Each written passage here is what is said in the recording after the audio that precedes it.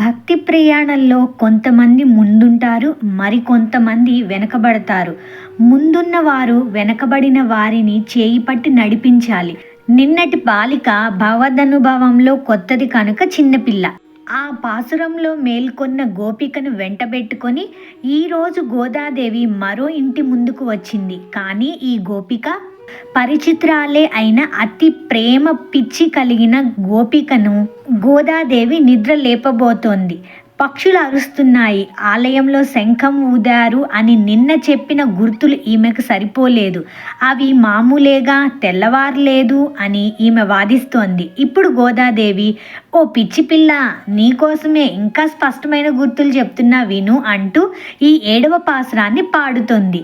ఈ మేల్కొల్పు ఒక అద్భుతమైన సంభాషణ. ఆ సంభాషణలోని మాధుర్యాన్ని, వేదాంతాన్ని మనం ఇప్పుడు ఆస్వాదిద్దాం రండి. దామోద్ర డివోషనల్ ఛానల్కు స్వాగతం. 7వ పాసురాన్ని అనుసంధానం చేద్దాం. కీసు కీసెండ్రెంగుం ఆన్నై చాత్తన్ కలందు பேசின பேச்சரவங் கேட்டிலையோ பேய பெண்ணே காசும் பிறப்பும் கலகல பக்கை பேர்த்து வாசனருக்குழாய்ச் சேர்மத்தினால் லோசை படுத்த தைரரவங் கேட்டிலையோ நாயகப் பெம்பிள்ளாய் நாராயணன் மூர்த்தி கேசவனை பாடவும் நீ கேட்டே கிடத்தியோ தேசமுடையாய் திரவே లోరెంబావాయ్. భగవత్ సంబంధం ఏ ఒక్కరూ కోల్పోరాదన్నదే మన ఆండాల్ తల్లి యొక్క ఆశయం. తనకేదో తనకు దక్కింది, ఇతరులకు ఏమైతే ఏమిలే అనే వైఖరి నిజమైన భక్తులకు ఉండకూడదు. ఒకరి లోపం తీర్చనిదే తమకు ఉన్నది కూడా అనుభవించలేరు అలాంటి వాళ్ళు. అలాంటి వారు ఏ జాతి కులాదులకు చెందిన మనకు శిరోభూషణాల వంటి వారే. భగవంతుడంటే ప్రేమ ఉన్న భక్తులను చూసినప్పుడు వాటిలో ఉండే లోపాలను వెతకాలను, ఈర్ష్య అసూయలతో ఆక్షేపించాలను అనిపిస్తూ ఉంటుంది కొంతమందికి. భగవంతుని చూచినప్పుడు కలిగేటంతటి ప్రేమ, ఆదరం భక్తులను చూచినా కలిగితేనే అదే నిజమైన భగవత్ ప్రేమ అవుతుంది. భగవానుని కంటే భక్తుల సహవాసమే బాగుపడగోరే వారికి ప్రధానం. భక్త సహవాసం మనలోని అనేక సంశయాలను తొలగిస్తుంది, భగవద్ రుచిని కలిగేటట్లు చేస్తుంది, అజ్ఞానపు చీకట్లు తొలగించి విశ్వాసం అనే ఉషోదయంలోకి చేరుస్తుంది. వారు పలికే పలుకులు, వారి ఆచరణలు మనలో తెలియకనే సచ్చీలాన్ని అలవరుస్తాయి, శోకాన్ని బాపే మార్గం అందిస్తారు వాళ్ళు. ఆత్మజ్ఞాని శోకమును దాటగలడన్నది ఉపనిషత్ వాక్యం. శోకం అంటే ఏంటి? ఇష్టమైన వస్తువు దూరమైతే కలిగే మనోవికారమే శోకం. ఇష్టమైనవి రెండు. ఒకటి ఆత్మ అంటే నేను, రెండవది పరమాత్మ.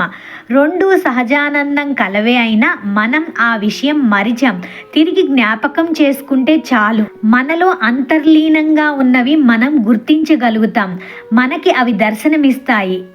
తల్లి గర్భంలో ఉన్నప్పుడు మనం అనుకుంటామంట, ఈ గర్భ నరకంలో ఇంకెప్పుడు పడను అని. బయటపడగానే అన్నీ మర్చిపోతాం, ప్రకృతి ప్రభావం వల్ల, మాయ వలన. తిరిగి జ్ఞాపకం చేసే వాళ్ళే నిజమైన భక్తులు. వారు పక్షుల వలె ముందు మేల్కాంచి మనలను మేల్కొల్పుతారు. వారి పలుకులే శాస్త్రాలు, అవి వినడం మన కర్తవ్యం. కాస్త నిద్ర మెలకు వస్తున్న టైంలో మనకి బయట ఏం జరుగుతున్నాయో, పక్షుల సౌండ్లో, కోడి అరుస్తున్న సౌండ్లో, ఇంట్లో ఏదో జరుగుతున్న సౌండ్స్ అవన్నీ వినపడుతూ ఉంటాయి కదా. అవి ఎలా అయితే వినపడతాయో కొంత తెలివి వచ్చిన వారికి, రుచి కల వారికే ఇక్కడ శాస్త్రాల మీద కొంచెం ప్రేమ, వినయము అనేవి అలవడతాయి. అవి అప్రయత్నంగా వినే సత్కథల వల్ల జరుగుతాయి. అలా అభిముఖ్యం కలగగానే మనకై వారు ప్రణవ సారాన్ని వివరిస్తారు. వినాలనే కోరికే శుశ్రూష. ముందు వినాలి, తర్వాత మననం చేయాలి. ఆపై మననం చేసిన దాన్ని ఎదుట చూస్తున్నట్లు అనిపించే విధంగా ధ్యానం చేయాలి. ఈ వినడం 2 రకాలు. ఆ 2 రకాలను చూపిస్తూ నిన్న ఈరోజు 2 గోపికలను లేపుతూ ఉన్నదన్నమాట. నిన్న వినలేదా చిన్నపిల్ల అన్నది గోదాదేవి. ఈరోజు విని కూడా పడుకునే ఉంటావేం అంటోంది గోదాదేవి. భగవద్ అనుభవం అనేది పాత కొత్తల తేడా లేక అందరూ ఎల్లప్పుడూ కొత్తదిగానే భాసిస్తుంది.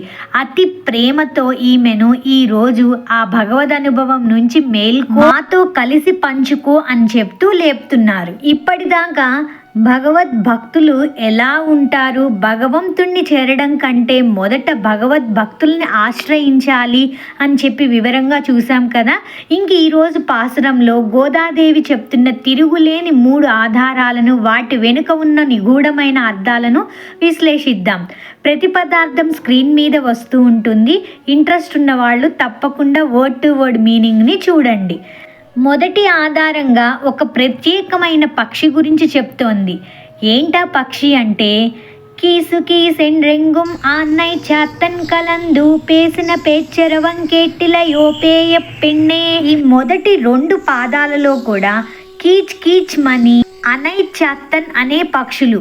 అనైచాత్తన్ అంటే భరద్వాజ పక్షులు గుంపులుగా చేరి ఒకదానితో ఒకటి పేసిన అంటే మాట్లాడుకుంటున్న పేచ్చరవం ఆ పెద్ద ధ్వని కేటిలయో నీకు వినపడడం లేదా, పేయ పెళ్ళే ఓ పిచ్చిదానా అని చెప్తున్నారనమాట.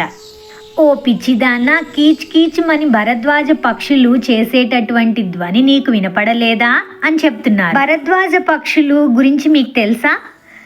ఈ భరద్వాజ పక్షులు అన్యోన్యతకు పెట్టింది పేరు.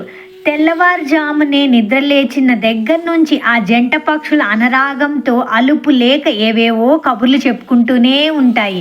దానికి కారణం ఏంటంటే కొంచెం సేపట్లో అవి ఆహార సేకరణకై చెరోవైపుకు వెళ్ళిపోతాయి. తిరిగి సూర్యాస్తమయం తర్వాతే సొంత గూటికి చేరుకుంటాయి. మరి ఈ మధ్య కాలంలో ఒకరిని విరిచి మరి ఒకరు ఉండవలసి వస్తుంది కదా. కనుక ఆ విరహంను తలుచుకొని ఈ జంట పక్షులు కీచ్ కీచ్ అనుకుంటూ ముచ్చట్లాడుకుంటాయంట. ఈ ఊసులన్నింటినీ సాయంత్రం వరకు పదే పదే గుర్తు చేసుకుంటూ తమ నేస్తం తమ చెంతే ఉన్నట్లుగా భావిస్తుంటాయి. చూసారా, పక్షులైన వాటికే ఇంతటి అన్యోన్య దాంపత్యం ఉంటే మరి విచక్షణ జ్ఞానం కలిగి ఉన్న మనుషులు మనం ఎంత మేర స్నేహంగా ఉండాలో ఆలోచించండి. కనుక హే నిద్రించే గోపిక, భరద్వాజ పక్షుల కిలకిల రాగాల ధ్వనిని నీవు వినలేదా? ఆ ప్రేయసీ ప్రియుల ఊసులు నీకు శ్రీకృష్ణ స్మరణ చేయించడం లేదా అంటూ భరద్వాజ పక్షిని గూర్చి ఆండాళ్ తల్లి చెప్తుంది. ఈ పక్షులు ఎక్కువగా తమిళనాడు, కేరళ తీర ప్రాంతాల్లో ఉంటాయి. ఇవి చూడడానికి చిలుకల వలె మాట్లాడుతూ కనిపిస్తూ ఉంటాయి. ఇంకో విశేషంగా భరద్వాజ మహర్షి గురించి కూడా ఇక్కడ చెప్తూ ఉంటారు. వేదాలలో భరద్వాజ మహర్షి గొప్ప జ్ఞాని. ఈ పక్షులు ఆ మహర్షి అంశే అని, అవి కేవలం శబ్దం చేయడం లేదని, భగవంతుని గుణగణాల గురించి, ఆచార్యుల వైభవం గురించి చర్చించుకుంటున్నాయని గోదాదేవి భావంగా చెప్పవచ్చు. శ్రీరాముడు భరద్వాజ ఆశ్రమంలో ఉండి తర్వాత వనవాసానికి వెళ్తాడు. ఈ విషయం గుర్తు చేస్తుంది మనకు అమ్మ. భరద్వాజుడు భరతుని రామభక్తిని పరీక్షిస్తాడు. ఎలా అంటే, అమాయకుణ్ణి అరణ్యానికి పంపడానికి వచ్చావా అని అడిగితే భరతుడు విలవిలలాడిపోతాడు. అన్నీ తెలిసిన త్రికాలవేదివి నీకు చెప్పేదేముంది అని అంటాడు భరతుడు. భరద్వాజుడు తన తపో సంపదతో ఒక నగరాన్ని నిర్మిస్తాడు. సభను ఏర్పాటు చేసి సింహాసనంపై భరతుణ్ణి కూర్చోమంటాడు. భరతుడు వెళ్ళి ప్రక్కనే ఉన్న మంత్రి ఆశ్రమంపై కూర్చొని రాజసింహాసనం వైపు వింజామర ఊపడం చూచిన భరద్వాజునికి నమ్మకం కుదిరిందట. అంటే భగవంతుణ్ణి సేవించడం కన్నా భగవద్భక్తి నిండి ఉన్న మహనీయుణ్ణి సేవించడం ఉత్తమమని భరద్వాజ మహర్షి తన సంహితలో ఈ సూక్తిని వ్రాసిపెట్టారు. అందుకే భరద్వాజుడు తాను సంపాదించిన 3 పురుష ఆయుష్యులలోని తపస్సంపదనంతా ఆ భగవద్భక్తుని సేవకై వినియోగించాడు. అందుచేతనే ఆండాళ్ తల్లి ఈ పక్షి పేరు చెబుతూ భగవంతుణ్ణే కాదు ఈ భక్తులను కూడా కలుసుకో అని చెప్తుంది. ఇక్కడ భరద్వాజ మహర్షి 3 పురుష ఆయుష్యుల కాలం అని చెప్పారు కదా. ఈయన అన్ని సంవత్సరాలు ఉన్నారన్నమాట. ఆయన హిస్టరీ లాస్ట్కి మనం తెలుసుకుందాం. మనం పాసురంలోని అర్థాన్ని ఫస్ట్ వివరంగా తెలుసుకుందాము. పేయ పెన్నే అంటే పిచ్చిదాన అని చెప్తున్నారు కదా, ఇది తిట్టు కాదు, ప్రేమతో కూడిన పిలుపు. కృష్ణ భక్తి అనే అమృతాన్ని వదిలేసి నిద్ర అనే అల్పమైన సుఖంలో మునిగిపోయావు కదే, నీకన్నా పిచ్చి వాళ్ళు ఎవరైనా ఉంటారా అని దీని భావంగా చెప్పాలి. ఇంకా రెండవ ఆధారం ఏం చూపింది అంటే, సరే పక్షుల మాటలు నీకు వినపడకపోవచ్చు, కానీ మన వీధిలో వినిపించే ఈ శబ్దం కూడా వినపడలేదా అంటోంది గోదాదేవి. ఏంటా శబ్దం? 3, 4, 5 పాదాలలో వివరించింది. వాసన రుక్కుళల్ అంటే పరిమళ భరితమైన, ఆయచ్చియర్ అంటే కలిగిన గోపభామలు, ఎంతో అద్భుతమైన పరిమళాన్ని కలిగిన గోపభామలు. ఆ పరిమళం ఎలా వచ్చింది అంటే, పెరుగు చిలుకుతుంటే వారి చేతులను కదులుతున్నప్పుడు, కై అంటే చేతులు, కై పేర్తు అంటే చేతులు కదులుతున్నప్పుడు వారి మెడలోని కాసులమాల అంటే తాలిబొట్టుమాల, పిరప్పు అనే ఆభరణాలు గలగలమని శబ్దం చేస్తుండగా కవ్వంతో పెరుగు చిలుకుతున్న ఆ పెద్ద ధ్వని నీకు వినపడడం లేదా? అలా కవ్వంతో చిలుకుతూ ఉన్నప్పుడు వారి కొప్పుల మూడులు జారి లోపల ఉన్న పుష్పముల పరిమళము వ్రజమంతా వ్యాపించింది. ఆ సువాసన నీకు తెలియడం లేదా అంటుంది గోదాదేవి. ఇక్కడ తాత్విక రహస్యం ఏంటి అంటే, పెరుగు నుండి వెన్న తీయడం అంటే మన హృదయాన్ని మధించి భగవంతునిపై ఉన్న స్వచ్ఛమైన ప్రేమ అనే వెన్నను పైకి తీయడం. వెన్న నీటిలో వేసినా అంటదు, అలాగే భక్తితో పక్వమైన మనస్సు శారీరక విషయాలలో ఉన్న వాటికి అంటదు. గొల్లభామలు పెరుగు చిలుకుతూ భగవద్ అనుభవాన్ని పొందుతూ ఉన్నారు. నువ్వు నీ మనస్సును మదించి భక్తి అనే వెన్నను తీయి అని గోదాదేవి సూచిస్తుంది. ఇంకా చివరిగా గోదాదేవి తిరుగులేని ఆధారాన్ని, అత్యంత శక్తివంతమైన పిలుపుని ఇస్తోంది. ఏంటది? నాయక పెంబిళ్ళాయ్ నారాయణన్ మూర్తి కేశవనై పాడవం నీకేట్టి కిడత్తియో అంటే, ఓ నాయకురాలైన అమ్మాయి, నాయక పెంబిళ్ళాయ్ అంటే నాయకురాలైన అమ్మాయి, మేము సాక్షాత్తు నారాయణుని అంశ అయిన వాడు కేశి అనే రాక్షసుని సంహరించిన కేశవుణ్ణి కీర్తిస్తూ పాడుతూ ఉంటే, పాడవు అంటే పాడుతూ ఉంటే అది వింటూ కూడా ఇంకా పడుకున్నావా అంటుందన్నమాట. ఇక్కడ కేశి అన్న నామాన్ని ఎందుకు వాడారు? కేశవుడు అంటే ఎవరు? కా అంటే బ్రహ్మ, ఈశ అంటే శివుడు, అంటే బ్రహ్మ శివుడు మొదలైన దేవతలందరినీ తన అధీనంలో ఉంచుకున్నవాడు కేశవుడు. అలాగే కేశి అనే రాక్షసుని చంపినవాడు అని రెండవ అర్థం. మూడవ అర్థం అందమైన శిరోజాలు అంటే కేశాలు కలిగిన వాడు అని అర్థం. ఇవన్నీ అర్థాలు ఉన్నాయన్నమాట. ఈ నామం పరాత్పర తత్వాన్ని సూచిస్తుంది. నాయక పెంబిళ్ళాయి నాయకురాలా, లోపలున్న గోపిక మిగిలిన వారందరికన్నా కూడా భక్తిలో జ్ఞానంలో అధికురాలు, అందుకే ఆవిడ్ని నాయకురాలు అని సంబోధిస్తున్నారనమాట. నీవు మాకన్నా గొప్పదానివి, మాకు దారి చూపించాల్సిన దానివి, నీవే ఇలా నిద్రపోతే ఎలా అంటోంది. ఇంక లాస్ట్ తేసముడయ్యాయ్ తిరవే లోరెంబావాయ్. తేసం అంటే తేజస్సు, భగవన్ నామ సంకీర్తనం చేయడం వల్ల కలిగిన తేజస్సు కలిగిన దానా, ఇకనైనా తలుపు తీయి. తిరవ్ అంటే తీయి అని, తేజస్సును మాకు పంచు అని చెప్తుంది ఆండాళ్ తల్లి. ఈ పాసురం ఒక అద్భుతమైన సందేశాన్ని ఇస్తుంది. మన చుట్టూ ఉన్న ప్రకృతి, మనం చేసే పనులు, మనం వినే శబ్దాలు అన్నీ భగవంతుణ్ణి స్మరించడానికే. పక్షుల కూతలు, పెరుగు చిలికే చప్పుడు, భక్తుల నామఘోష ఇవన్నీ మనల్ని అజ్ఞాన నిద్ర నుంచి మేల్కొనడానికే. ఈ పాసురంలో గోదాదేవి తన చెలిని పిచ్చిదానా అని, నాయకురాలా అని, తేజస్సు కలదానా అని 3 రకాలుగా పిలుస్తుంది కదా. ఇది మనలోని 3 స్థితులను సూచిస్తుంది. మనం అజ్ఞానంలో ఉన్నప్పుడు పిచ్చివాళ్ళం, జ్ఞానాన్ని పొందినప్పుడు తేజస్సు కలవాళ్ళం, ఆ జ్ఞానాన్ని 10 మందికి పంచినప్పుడు నాయకులం. అది మీనింగ్ అన్నమాట. ఆండాల్ తల్లి మనల్ని కూడా ఈ 3 స్థితుల్లో నుండి మేల్కొలిపి నాయకత్వ స్థానానికి తీసుకువెళ్ళాలని ప్రార్థిస్తుంది. ఇంతటితో విశేషార్థము తాత్వికార్థము అన్నీ కంప్లీట్ అయిపోయాయి. ఇంకా కొంచెం భరద్వాజ మహర్షి గురించి తెలుసుకుందాం. ఇంతటితో అయిపోయింది. నెక్స్ట్ వినాలనుకున్న వాళ్ళు వినండి, లేకపోతే స్టాప్ చేయొచ్చు. భరద్వాజముని ఎంతటి జ్ఞానం ఇప్పుడు చూద్దాము. అసలు ఎవరు ఈ భరద్వాజ ఋషి అంటే, ఒక పురుష ఆయుష్ మొత్తం వేద అధ్యయనం కోసం వినియోగిస్తాడు. అది అయిపోగానే ఇంకో పురుష ఆయుష్ కావాలంటూ తపస్సు చేయడం ప్రారంభించాడు. ప్రజాపతి ప్రత్యక్షమై మరి ఒక పురుష ఆయుష్ భరద్వాజానికి పెంచాడు. మళ్ళీ వేద అధ్యయనం చేసి అది సరిపోనట్లు అనిపించింది. మళ్ళీ తపస్సు ప్రారంభించాడు. అలా 3 పురుష ఆయుష్లు పూర్తయ్యాక మళ్ళీ ఆయనకు ఏమీ సరిపోనట్లు అనిపించి చింతించసాగాడు. ఈసారి ప్రజాపతి తానంతట తానే వచ్చి ఏం కావాలి అని అడిగాడు. మరొక్క పురుష ఆయుష్ అని అడిగాడు. అయితే ప్రజాపతి ఆయనకు ఒక్కసారి కళ్ళల్లో 3 పర్వతాలు ఆపై 3 పిడికలు కనిపించజేశాడు. భరద్వాజునితో నీవు చదివింది ఆ వేదంలోని కేవలం 3 పిడికలు మాత్రమే.